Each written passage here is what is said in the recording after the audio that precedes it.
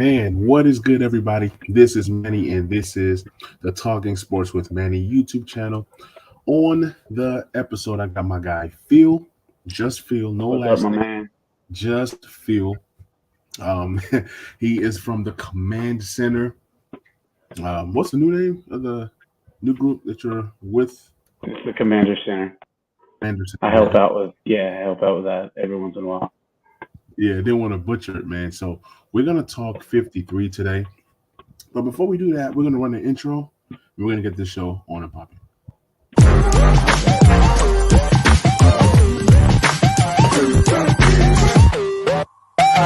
bet.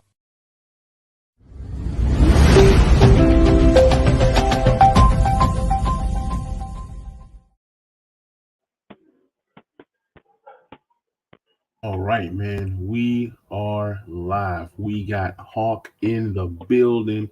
What's good, man? We What up, haven't Hulk? we haven't done a show like this in a long time. Since the legendary Wednesday nights around this time, we did a lot of these episodes. And then Yeah, it's been a while. life kind of changes and let me see what Hawk said. Hawk said, Manny looking like he put in that Oh, he's that gym definitely work. putting in the gym work. Trying to do my thing, man. But, yeah, man. I've been consistent with my workout, so that's been good. It's been going on good. But yeah, we're gonna talk 53-man roster, and just know that if the Commanders are looking for a safety, I can play safety. If they're looking for a tight end, I can play tight end, and I can play linebacker. Those are about the three positions I that's can give you.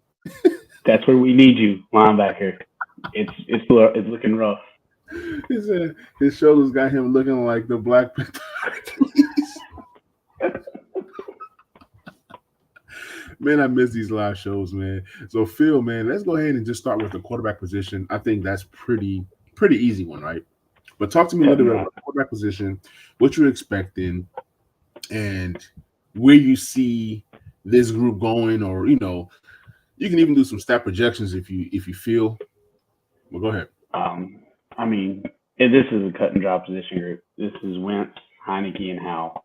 Um, as much as I love for my boy Howell to take over Heineke and we send Heineke off into somewhere else, that's just not happening this year. I don't think Howell's not ready yet. Um, I still contain if he was, 2 inches taller, he would have been a first round pick. Dude has a cannon, and you guys have already seen it in the preseason. If Diami would have been a little bit to the outside and he'd have put that ball, that was a touchdown. That will happen. How the Yeah, Diami is going to happen a couple of times. Um, quarterback position is all about Wentz. He doesn't make he doesn't really make mistakes. He's a 3-to-1 touchdown to interception ratio. Um, I I personally like him. I think he's going to have us in position to win most games. Um, especially once he gets reps with Curtis Samuel and Terry and now Logan. Logan Thomas coming off the pup was huge. I thought for that's sure big he would start news. the season on the pup, but it's all about Wentz. If Wentz can stay healthy, we're a borderline. I still think we're a borderline playoff team. That is if Del Rio will actually use his defensive talent like he should.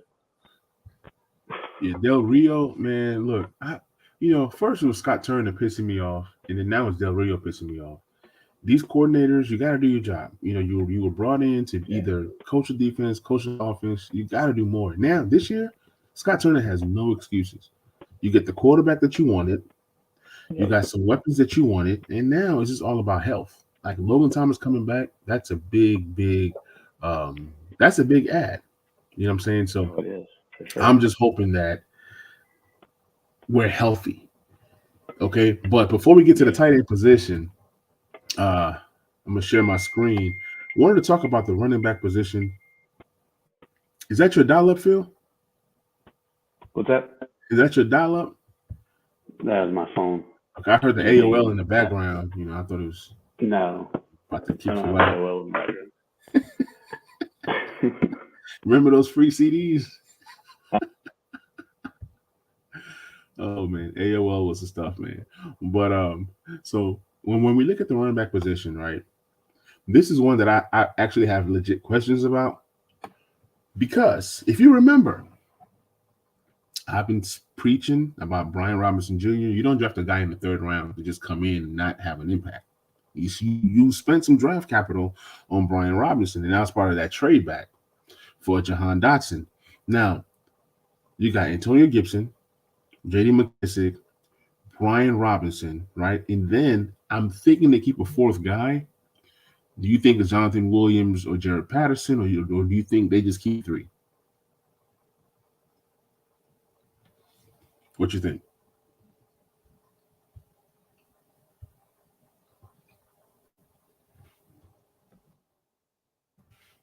Are you muted? I can hear you, Phil. Yeah. How about now? Yeah, I can hear you now. All right. I don't know. My earbud died, so it must put us on mute. Shout out to JT Frenchies for just subbing to the channel, man. Appreciate you, man. Appreciate the love, man. Let's get it. So, like I was saying, I think they keep three because I think they can find a fourth and put on the practice squad from anywhere. Running backs are a dime a dozen. I got Robinson, Gibson, and McKissic. So that's mine. So my question to you, because I've been saying that Brian Robinson is going to finish the year as the RB1. I didn't think that it was going to happen this soon, but I was a Brian Robinson guy just because he's a legit, real running back. He knows how to run the ball. Yeah. He's not like Antonio Gibson, who's still learning the position. Gibson can still be effective as that second guy. Maybe Gibson gets some of that J.D. McKissic role. Maybe he's now returning kickoffs. You know what I'm saying? They're going to put the ball in his hands in space. So do you see Brian Robinson starting the year as a starting running back? Then Gibson and McKissic, or McKissic? How do you see it? I honestly, as of right now, I do. I see Brian Robinson as RB1 starting, getting first and second down carries, even though he can catch the ball. I think he's not as good in space as Gibson or McKissic. Gibson's special. If a kid could hold on to the ball, he would. Strong. He's fast. He's a unicorn. And, Yeah. You know, we play NBA fantasy, and you know we got those unicorns that we talk about. But Robinson's going to be his bell cow, and I still think honestly, I have no problem with Gibson being our kick returner. Not one bit. Right. I mean, that's explosion right there. Exactly. So I think he still think he gets 15 to 18 touches a game. I really do. And even though I'm pro Brian Robinson, that does not mean that I'm anti Antonio Gibson. You know what I'm saying? I want Antonio Gibson to be successful. But in fact, you want more weapons on your team. I'm not saying, oh, don't get Antonio Gibson. Look, even in fantasy, Brian Robinson, he's going to have a role. All these goal line touches is going to Brian Robinson. This guy falls forward. People look at the box score and say, oh, like the last game, Gibson had more yards and Gibson did this, but you didn't watch the game. For those who watched the game, we saw how Brian Robinson was able to get the carries at the beginning with the first team. And we saw Gibson come in with the second team and catch the ball, and they used him in space and stuff like that. But it was against the second team. It's building his confidence. So whether Gibson is starting the game or not starting the game, he's still going to have a role. Gibson still has a chance to rush for over 700 yards if these two guys are used correctly. So I think it's a good situation. I do like the way that Jonathan Williams have been running in preseason, but who knows? I don't think he makes a team just in case. I don't think they keep four. Like, because of Brian Robinson, I think they're confident in having just three guys and then maybe a guy off the practice squad. Let's go ahead and move on to the wide receiver position. Now, on the unofficial depth chart, you see, you got Terry, obviously number one, and you have Curtis Samuel and Jahan Dotson, right? Then the next three guys are Dyami Brown, Dax Mill, and Cam Sims. Do you think these are the guys that make the team? Yeah, I think that's your six. Okay. I don't think there's a seventh. Now, out of the guys that could possibly be a seventh, they're not going to keep seven, but out of those 7 to 9 guys, have anybody really flashed in your eyes so far? Sonny Michel's brother has played really well, Mark and Michelle. He's just he's an older guy that I don't think he's at a spot to where he can develop.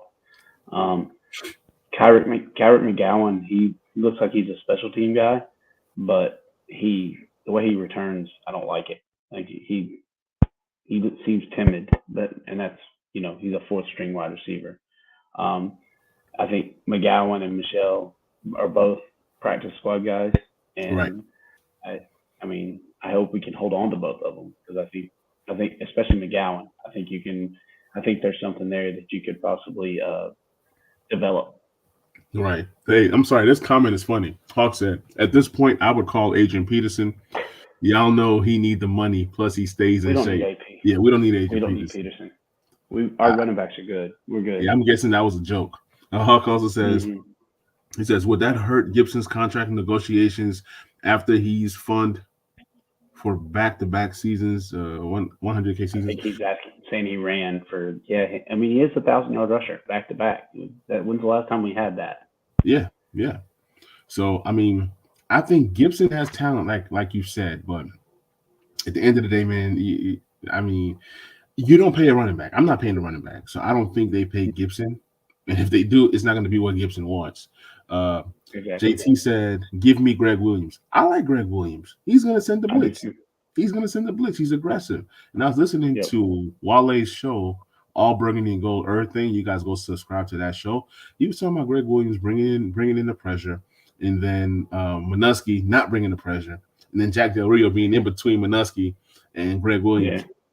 But give me Greg Williams. Greg Williams made people believe that they can do more than what they actually are. Absolutely.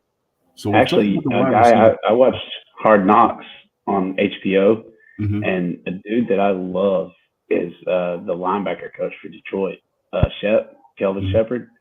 He is just like fired up. He reminds me of like Robert Saleh in New York. Yeah, man, you definitely need that fire out of the defensive coordinator. I don't see that fire out of Jack Del Rio. Yeah, he's older. I want a younger DC. I want somebody that wants you to hit somebody over and over and over again. Right.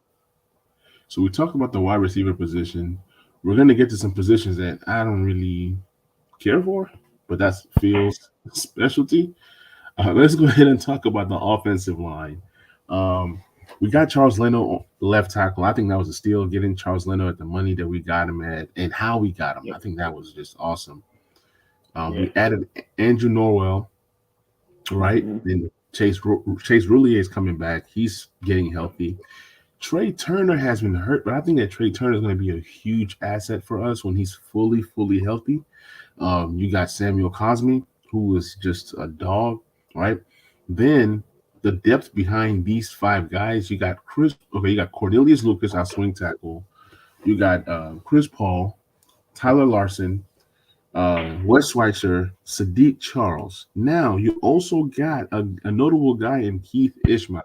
You talk to me about how many offensive linemen do you see us keeping? This is what you do. This is what you do. I don't know much about these guys. I've got to keep in 10, but especially with Larson going on the pup. And we haven't seen Trey Turner yet. Trey Turner might start on the pup. He's been he hasn't practiced as far as I've seen on Twitter and listening to Kime.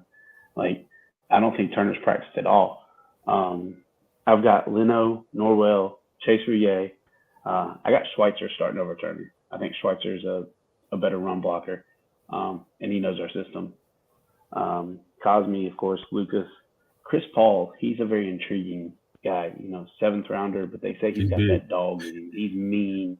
He's strong. Sadiq Charles and Keith Ishmael. And then the guy we just signed today, Wes Martin. He's back.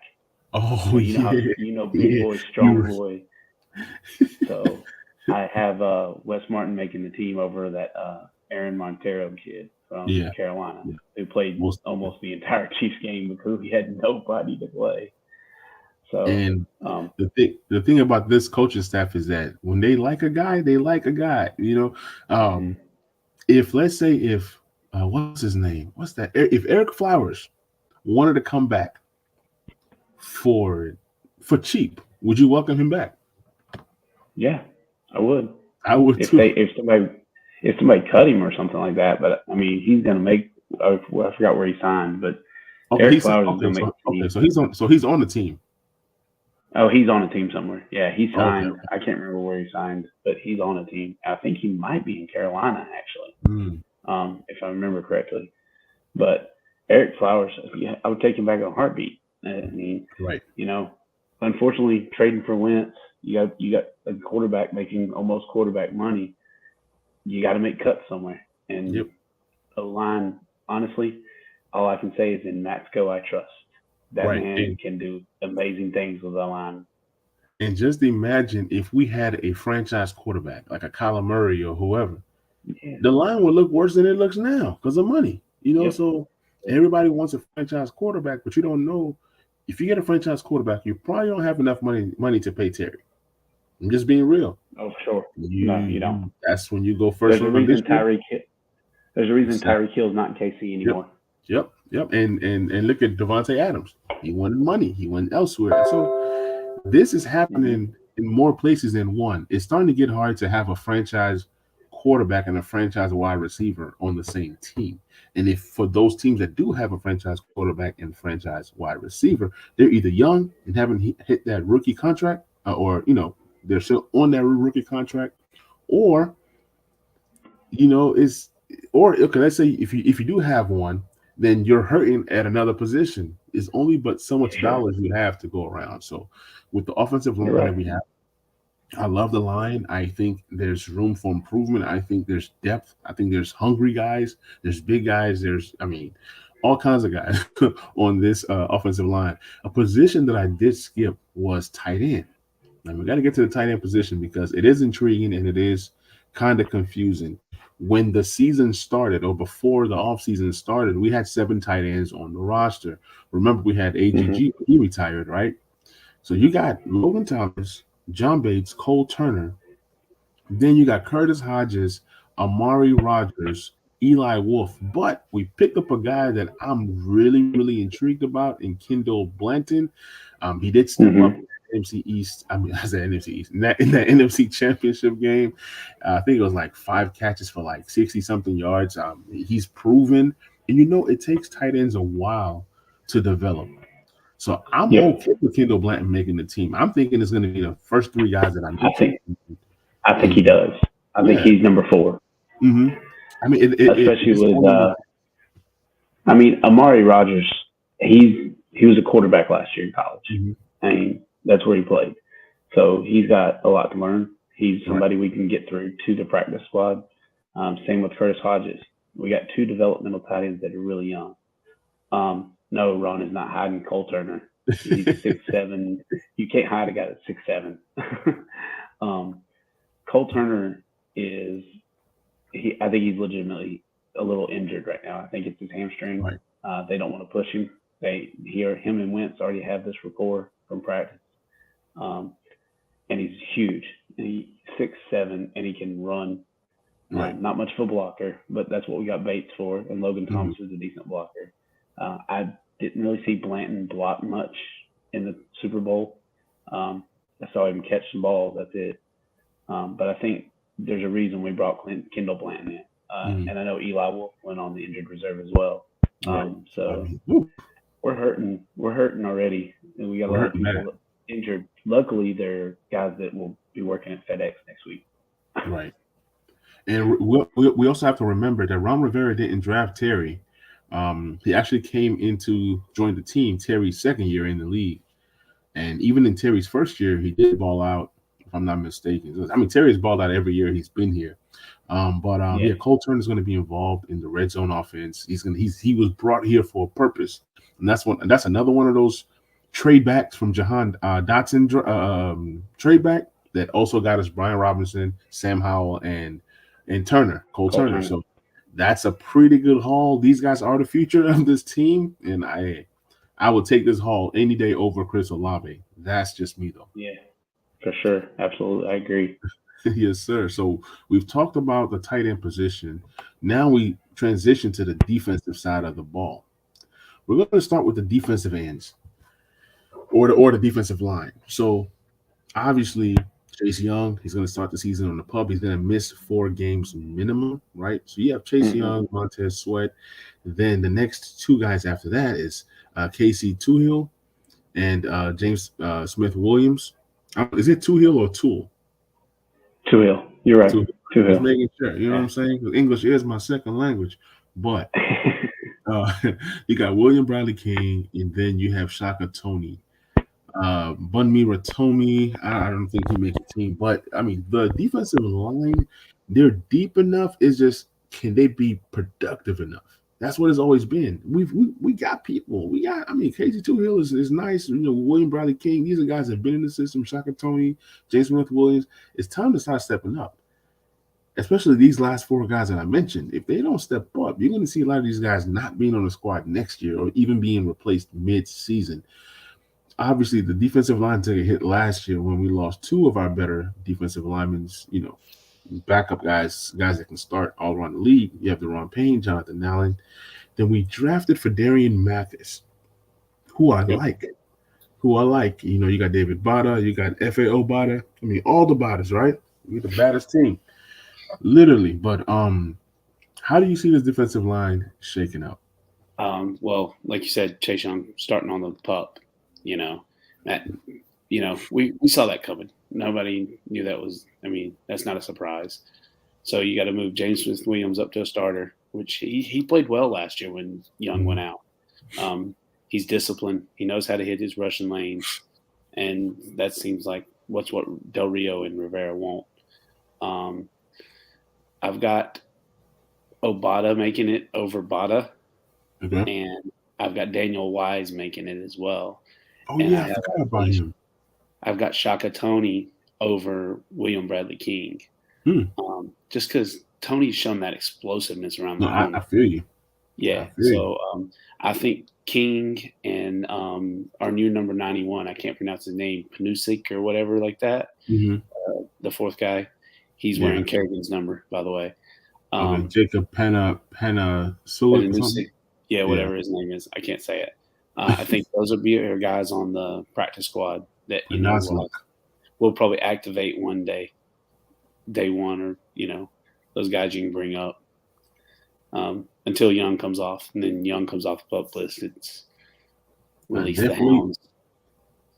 Definitely interesting. I know one of the Badas, one of them, I don't know which one it is. One of them is hurt actually. So, I mean, they eliminated themselves already. I don't know which one's hurt, but whichever one is hurt already eliminated themselves. And when we were talking about tight ends, we didn't talk about Simmons Reyes. He wasn't going to make the team. And even if he was healthy, I mean, the project, it was a good story while it lasted, but you move on. Even a guy like Amari Rodgers, who's, made some strides and stuff. Yeah, it's the hype, whatever, but he can't help you right now like a guy like Kendall Blanton can. So it's like a lot of times us as fans are buying to the hype and Amari Rodgers is going to the practice squad. There's nobody's gonna poach him from the practice squad. Nobody, unless there's a COVID breakout or some kind of nobody's gonna put this guy that's a developmental guy on their 53. I just don't see it. I don't see it. No, I don't either. People say, oh well, we had Donald Parham and this and that. Well, I mean, Donald Parham is who he is. He's a sub. He's a backup. He's a depth guy. So, I mean, it happens. He might be starting in LA this year. He might. But then it's like you still got to fight with Gerald Everett. You don't pay Gerald Everett that money to say, hey, come on, Parham.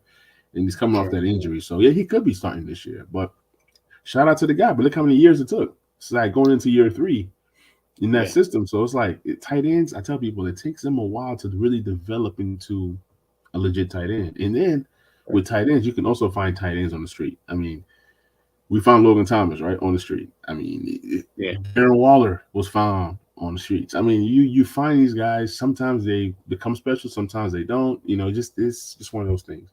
Now, back to the defensive side of the ball. Now we go to the strength of the team. This position group is the strongest position group the Washington Commanders have, and it's the linebacking group. I love your sarcasm. The linebackers. You know why? Because Ron Rivera and Co said, we're not going to draft one. We're not going to sign one. We have the premier linebackers in the league. They got 3 Pro Bowlers on that linebacking group right now. And you have Jamin Davis, you have Cole Holcomb, you have Khalil Hudson, you have David Miracle with Mayo, and then you have, I don't even know the rest of these guys. Dejon Harris, Milo Effler, Nate Gary, you just said he just hit the IR, Trey Walker. Talk to me about this group. Who are your mighty 5? Well, there's no mighty 5 to it. I'm hoping that they give Joe Scobert a call. He just got cut today as well. So we should give that man a call. He played well in Cleveland. He won in college. He won the Lambert Award out of Wisconsin. The dude can play. I know he's a baller. But my question for you is, what kind of linebacker is he? Is he a coverage linebacker? Is he a run stopper? He's a middle linebacker. So a legit middle linebacker. We need to get him right now. Linebacker. Yeah, he played. He's a middle linebacker at Wisconsin. That was a linebacker. That's a linebacker factory. I think he would afford us to move Cole back out of middle into outside linebacker. Not that Cole can't play middle linebacker. I just think he's a better outside linebacker. Right. And to give Jamin Davis, I guess, another year to learn. Even though what I'm hearing from Keim and Finley and all them is he's been picking it up more. I guess he had a really good game against Kansas City. I didn't really see him much, but I heard he had a really good game against Kansas City. He was in his lanes, got to the ball. Yeah, and then it's Hudson, Mayo, and I'm hoping Scobert. If it's not Scobert, I'm assuming it'll either be Eifler or Trey Walker because they're special teams guys. Right. And the guy that I was excited for was the kid that got hurt from Notre Dame. I was pushing for. I think was it Pat White or Drew White? Yeah, Drew White. He would have been our 5th for sure. Yeah. Man, I wanted that guy to make the squad, and he didn't make the squad. That was tough, man. That was tough. The next position group we're going to talk about is the secondary, but I want to break it down into 2 parts. Let's talk corner, then we'll talk safeties. So there's 3 starting corners.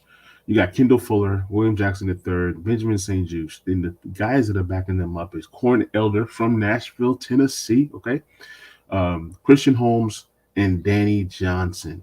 Now, we know who the top 3 are. Outside of the top 3, I haven't heard nothing about Christian Holmes, and I wanted to ask you about Christian Holmes. What have you seen in camp and in the preseason? Because I have not paid attention. I haven't, honestly. In my first original projection and the second one here, I had him making the team. But then I was reading some stuff from Keim and Finley and some other guys, and I don't think – and Standig, I think they're going to leave Holmes off. He's a 7th-round pick. He might be able to make it through, but he's big. Some team will probably claim him and put him in their back end as cornerback number 6, especially if Corn Elder clears concussion protocol. Because I heard he was being evaluated for concussion. Right. But I hear Corn's been a nuisance in camp. Is the way Del Rio and the guys have been putting Chris Harris. Chris Harris has been hyping Corn Elder. And Corn Elder went to Miami. He's a Hurricane, so the dude can play. I know everybody's like he's a former Panther. That's all we're signing. Whatever, right. Dude. He knows the system, and I truly think he will make the team over Holmes. I think it'll be Danny Johnson and Corn Elder, and plus their special teams guys. Okay, so do you think? Okay, so you're saying they keep 5 corners and not 6, right? Right. I got them keeping 5 corners and 5 safeties. Right, because they use a lot of 3 safety sets, so you definitely need 5 safeties, and then you got some safeties that can play the slot or whatever. Guys like Bobby McCain can play all 3. Yeah. So the safety position, you have Cameron Curl, Bobby McCain, you have Derek Forrest, Percy Butler, Jeremy Reeves, and then Farrod Gardner and Stephen Parker. Now, I like Stephen Parker. He's shown me some things. He's feisty. It could be a 2-way tie in Jeremy Reeves and Stephen Parker. How do you see the safety position being Fields? Who are your 5? I think it comes down to who plays the best in week 3 between Reeves and Parker. Even though Parker's supposedly behind Gardner on the step chart, I've yet to see anybody talk about Farid Gardner at all. Right. This may be a stash play from the team, being like, "Oh, let's look at the step chart. All these guys in the fourth spot are going to be working at FedEx and all these other places later." But Stephen Parker can play. He played against he was our highest rated defender against Carolina. He was in the box. He played deep. He's a very versatile safety, and I think that's the reason they would keep him over Jeremy Reeves, because Reeves is more of a free safety, but he likes to hit you. Exactly. He hasn't played smart in training camp either. He hit somebody. I can't remember who it was. Oh, Diami, across the middle, and Rivera just was like, "That's a penalty. You can't do that." Right. They've been talking Reeves up for the last couple of years, but I think Parker might actually take his place. But I think this week it's going to be interesting. There's going to be a lot of positions won in week 3. Rivera actually said he's going to play our starters, which is shocking to me. He never plays starters in week 3. He hasn't, as long as I know. He's been a head coach, but I guess he's wanting to see more from the starting O. Yeah, because the starting O haven't gotten a lot of time together. With Terry and this contract situation, he finally got that situated. So it's kind of like, man, you got to get these guys reps, and they don't do joint practices. So you got to get your first team. I don't understand that. Huh? I don't understand that. I don't understand the not doing the joint practices. Because if you do joint practice, Kansas City would have been the perfect team to joint practice. Right. He knows Andy Reid. He knows how he runs the organization. He flies out the team 3-4 days early. They do joint practices, hit somebody other than the defensive player they've been hitting for the last 3 weeks. Right. And not just for a game. And just, joint practices were – when they said they weren't doing any joint practices, that blew my mind. I was like, why? Right. They're good. I think it's a good thing. And the benefits of having a joint practice is, if you have a joint practice, then you don't even really have to play your starters in the preseason, because then you're already seeing what they look like versus other teams. That's the whole purpose of it. The smart teams or the smart organizations end up doing these joint practices, and it just works out great. I guarantee you, Lamar Jackson's not playing against us this week. I can't guarantee that. It's going to be Tyler Huntley. He has not played the entire preseason. He's going to show up week 1 and do Lamar Jackson type things. You don't necessarily need the preseason. You can use the week 1, week 2 as your preseason. You play meaningful football, and then if you do get hurt in week 1 or week 2, you're like, at least I was playing meaningful football. You know what I'm saying? Yeah. It's like, you rather play paid football, or do you rather play free football? I look at preseason like free football. It's just like, hey, we're having fun. But you can get hurt. Like the guy that got hurt today, Chet Holmgren, playing in the Pro-Am game, free football. Yeah. He gets hurt, and now he could potentially miss the entire season of paid basketball. So that's kind of like how I look at it. Preseason is important to work out some kinks, but you don't just play your guys long snaps. So I believe this first team offense needs at least maybe 10 plays.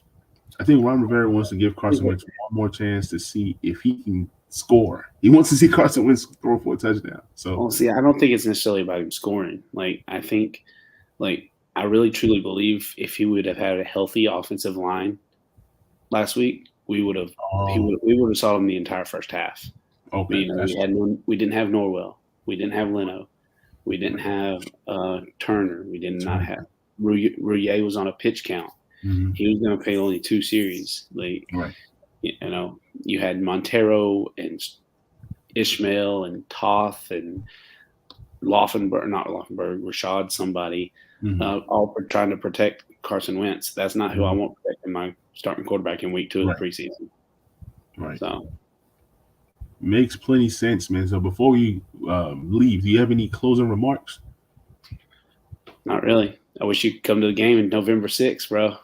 I know, man. If I could, I would, but we'll see what happens between now and then.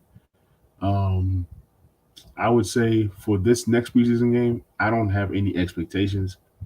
hopefully we win and break this Ravens streak. I'm sick and tired of hearing this undefeated dynasty that the Ravens have in preseason, 22, 23, whatever straight wins they have. Blah. Nobody cares. If you think of 22 wins, right, and you think of 4 games per preseason, sometimes 5, now it's 3, that's about a good 4 or 5 seasons. Yeah. You know what I'm saying? So, hey, much power to them. Continued preseason success to you guys, and no regular season success. That's fine. Enjoy your streak. I just want to see the offensive, the first team come out there, do some good things. I want to see more of this Gibson versus Robinson. I want to see the offensive line healthy. I want to see that battle in the secondary, both the corners and the safety, see who steps up. And then, all in all, I want to see us leave that game healthy, going into week 1 to play some smash mouth football. And then I also want us to keep our eyes open for some more cuts to see who else we can claim to come in and help our team. Yeah, we need linebackers. We definitely have to watch the cut wire for linebackers. Like, it's not our linebacking crew's not cutting it. Like, after Mayo's playing pretty well, but our linebackers are not good at all. Yeah. And I'm one of the biggest Cole Holcomb fans there are, but I mean, he's still learning the middle linebacker from the NFL standpoint. Like, he played there in college, but it was a whole different ballgame in college. Yeah. So I just want to see our defense. Like, our defense has got to stop somebody on third down. You got to stop Tyler Huntley on third down.